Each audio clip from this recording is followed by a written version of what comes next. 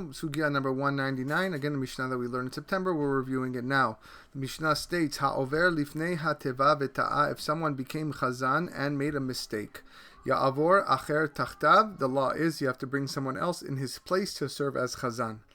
Ve'lo yehe sarvan be'ota sha'a, and one should not refuse to do so if asked to take over for the person who made a mistake.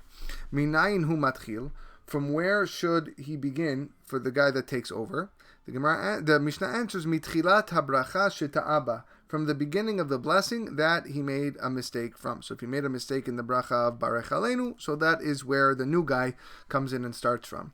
Ha'over lifnei hateva, someone who is leading the prayer service, lo ya'aneh achar ha'kohanim amen mipenei hateruf. He should not respond amen to the birkat kohanim because it could confuse him. There's a possibility that it's going to lead to confusion.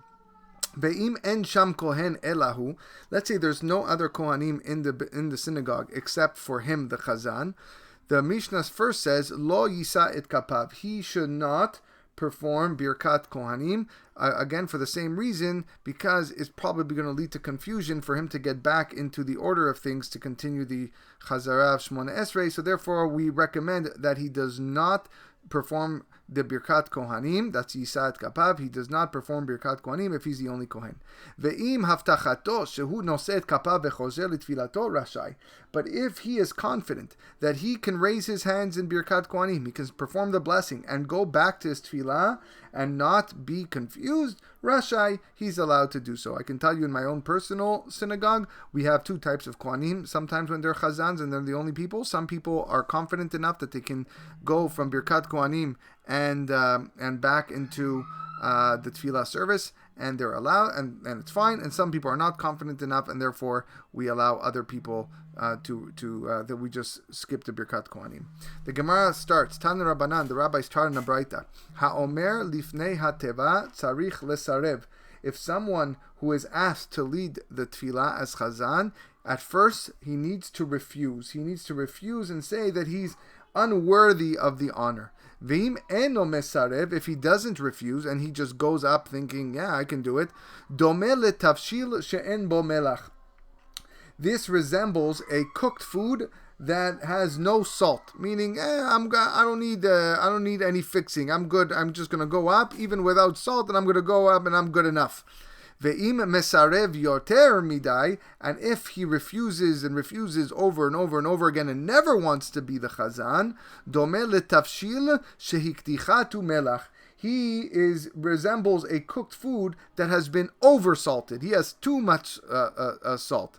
So keitzad hu oseh. So how should he do it? How can you refuse to be chazan and yet not refuse at the same time? So keitzad hu oseh. That's what the Gemara asks. So the Gemara explains. Simple. Pam rishona yesarev. The first time someone asks him to be chazan, he should refuse. Shenia, the second time he asks him, mehavhev. He should just, kind of get up, but not really get up. It's like showing that he's interested, but not so much. Shelishit, if they ask him a third time, poshet et raglav veyored, he should extend his feet, meaning he should get up and go to be chazan. Continuing this idea, the Chachamim explain, Tanu Rabbanan, we learn in a braita, Shlosha ruban kashe umiutan yafeh. There are three things in life that too much of it is not good, but a little bit of it in moderation is very good. So bad in excess, but fine in moderation. Ve'eluhen, what are those things? Seor, umelach, besarvanut. Seor is yeast, melach is salt, and sarvanut is refusal. If you put too much yeast in your dough, the dough is going to overrise. It's going to be a disaster of a bread. You need just the right amount. It's the same thing with salt. A little bit of salt is amazing in your food. Without it, you can't eat it. It's bland. But if you put too much salt, oh my gosh, you can't even taste it. You can't even put it in your mouth. It's so salty. And the last thing is sarvanut, refusal. It's good to refuse a little bit. If you're too much refusing, then you know what? People may not even ask you anymore and they're going to totally ignore you. So it's always best to do these three things in moderation versus excess. Excess is not good. Moderation is good.